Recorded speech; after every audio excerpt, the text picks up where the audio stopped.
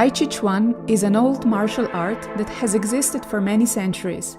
It started in China, spread through Asian countries, and in the past 2 centuries throughout the world. Practicing Tai Chi Chuan helps to build a firm, flexible, and calm body and harmony of the spirit. Tai Chi Chuan is a defense martial art and meditation in motion at the same time. It contains countless techniques and fighting forms. It also contains the use of weapons such as sabers, swords, spears, sticks, and others, maybe more typical for certain styles. San Shou or San Da. It involves a special way of training called pushing hands, which is actually an organized way of pushing each other using circular movements. It is very useful later when using techniques. It is not necessary to learn all the forms. Different forms have certain internals, their own characteristics, so we can get closer to understanding this ancient art despite its diversity.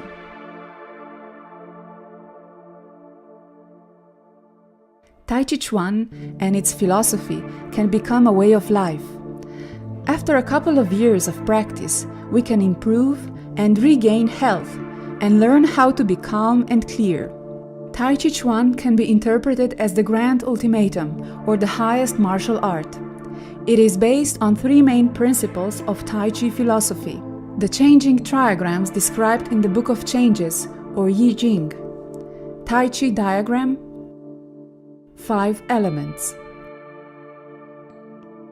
Through regular training, we can get to know and understand some concepts of Chinese philosophy, which can be hard to explain and verbalize without experiencing them. Although a number of masters and teachers of Tai Chi Chuan are considered to be the authors, the greatest of them is Zhang San Feng. There are many stories and exaggerations about him, but some facts and the description of his path speak of a great man of that time. Zhang San Feng finished the state exams in the time of Yuan dynasty and was in position to take a high place in the state administration. But to the amazement of many, he decided otherwise. He retreated to the mountains, and after his parents' death, he traveled through country for 30 years, visiting old temples. Finally, he settled down in midwestern part of China on the green mountain Baoji. In that time, he was practicing and mastering Shaolin Chuan. Shaolin Chuan is a system created in a famous Shaolin Buddhist temple in northern province Henan. The temple was built in the time of Wei dynasty that ruled in the 3rd century AD. When Indian patriarch Bodhidharma Dhammo arrived to China in 527, he stayed at the temple for many years. He found the monks there that were too weak and lethargic to endure his discipline. 2 famous works were created here: Yi Jing, exercises for changing muscles and tendons, and Xi Suao Jing, internal exercises for so-called washing of the bone marrow and brain. It was a sort of Qigong form, where we lead the Qi or internal energy in those parts.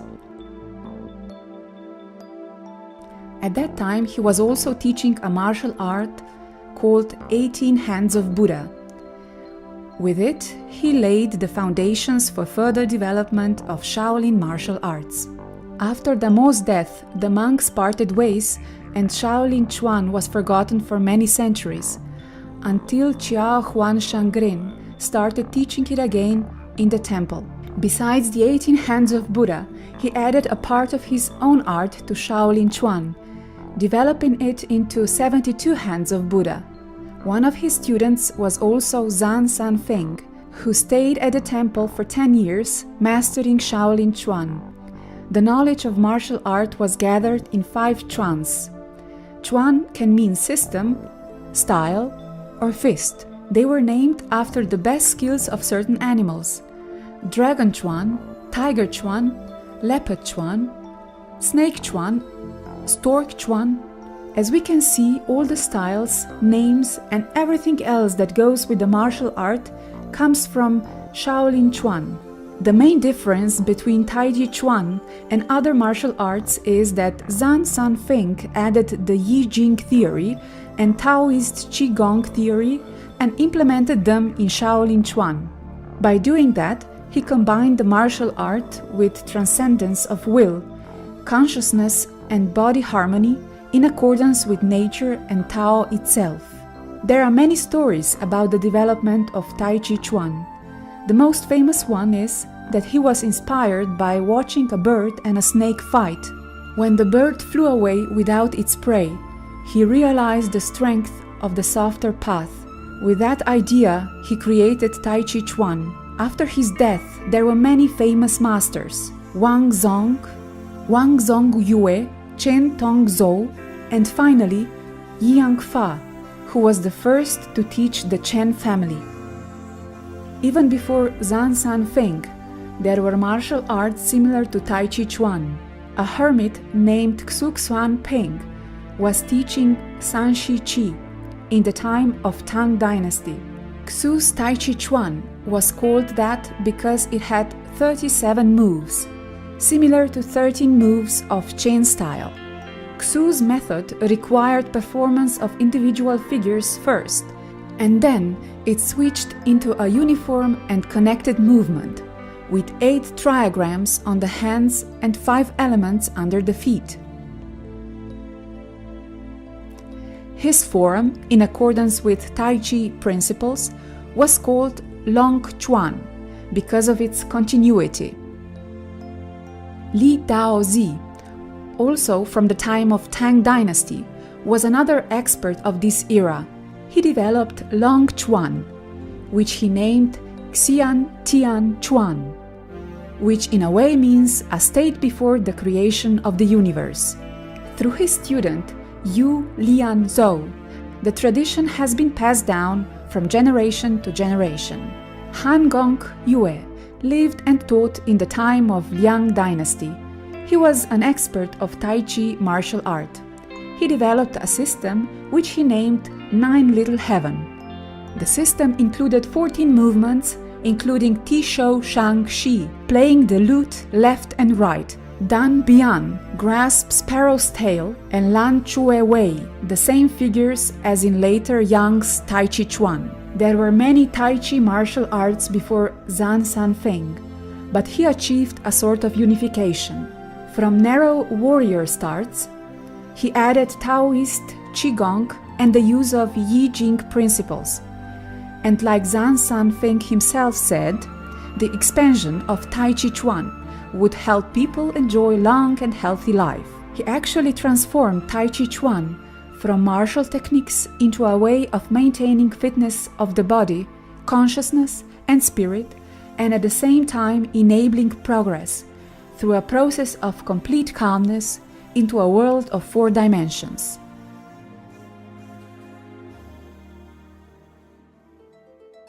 In the Chen family documents, the first description of Tai Chi Chuan dates in the time of Chen Wanting, born in the Henan province.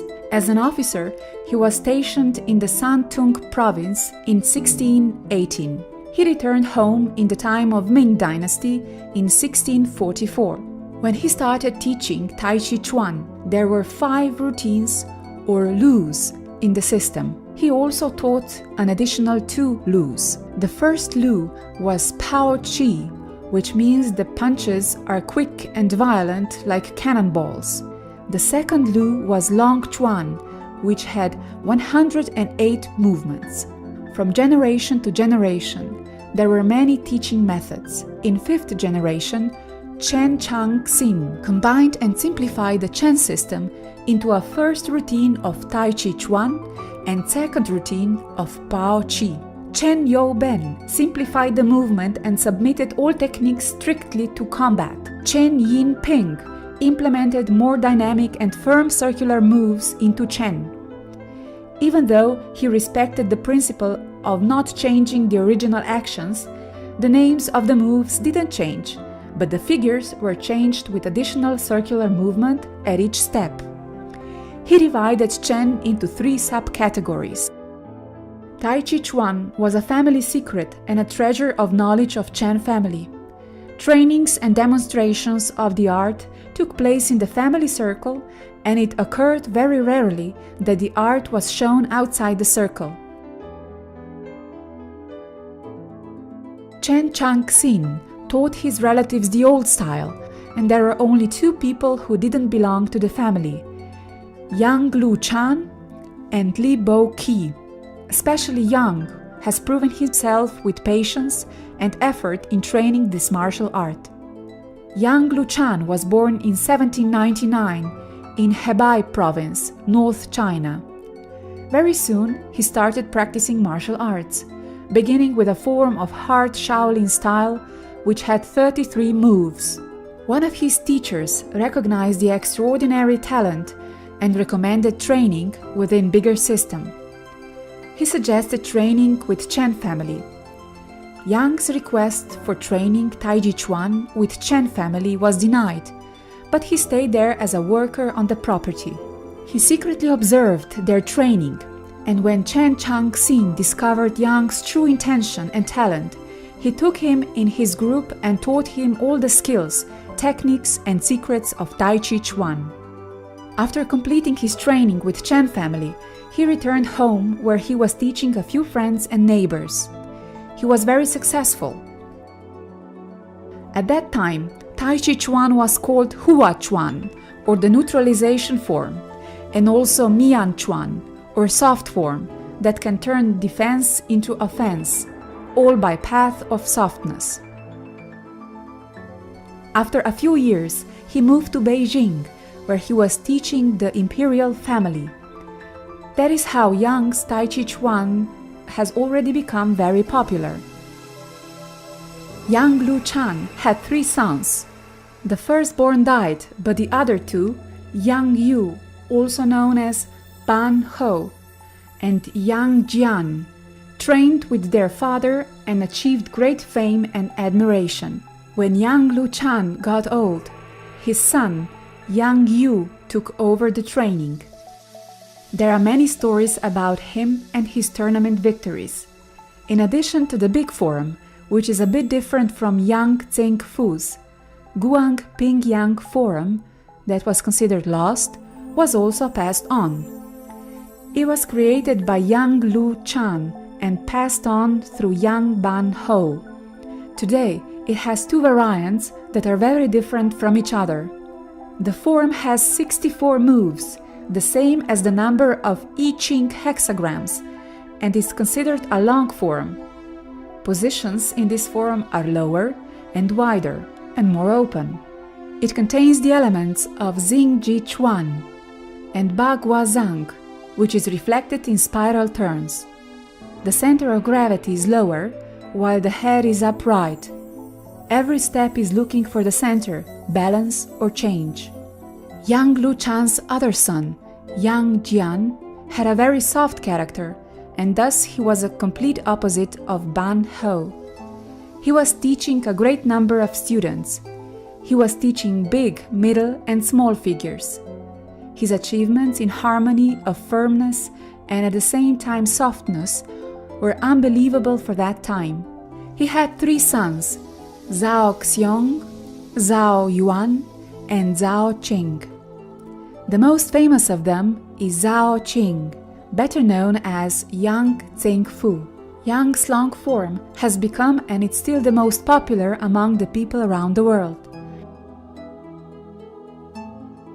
Wu Yuxiang was Yang Lu Chan's student. His brother was a high official in Henan province. When he visited his brother in this province, he tried to learn Tai Chi Chuan from Chen Changxin.